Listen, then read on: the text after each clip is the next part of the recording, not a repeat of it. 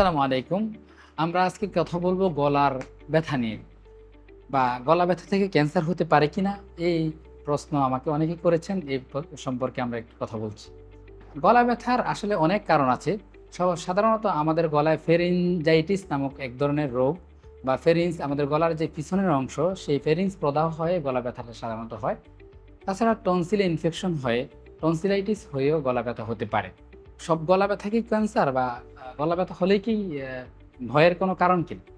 আসলে গলা ব্যথা হলে ভয়ের কোনো কারণ নেই।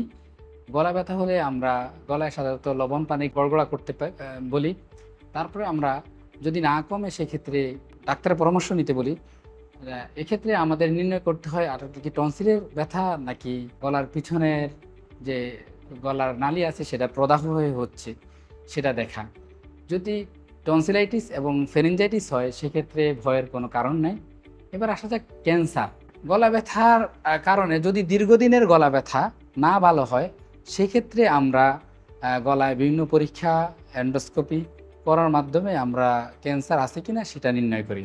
ক্যান্সারের যে সাধারণ সিমটমগুলা সেই সিমটমগুলোও সাথে থাকবে, যেমন খাবার খেতে না পারা, শরীর শুকিয়ে যাওয়া বা ওজন হ্রাস পাওয়া।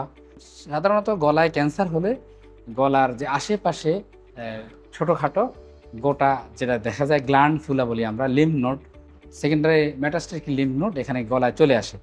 সেক্ষেত্রে গলার লিম্ফ নোড দেখেও আমরা অনেক সময় বলি না আপনার ক্যান্সার হয়েছে। সুতরাং দীর্ঘদিনের গলা ব্যথা যদি কারো থাকে বা লম্বা সময়ের গলা ব্যথা যদি কারো থাকে বা গলা ব্যথার সাধারণ চিকিৎসা নিলে যদি সমাধান সম্ভব না হয় সেক্ষেত্রে আসলে নাক কান গলা বিভাগের ডাক্তারের কাছে চলে আসা উচিত। ডক্টর আপনার গলা দেখে এবং গলা পরীক্ষা নিরীক্ষা করে রোগ নির্ণয় করবেন যে আপনার আদৌ ক্যান্সার আছে কিনা। আর যদি গলা ক্যান্সার থাকে সেক্ষেত্রেও সঠিক সময়ে সঠিক চিকিৎসা নিলে ক্যান্সার থেকে সহজেই মুক্তি পাওয়া যায়।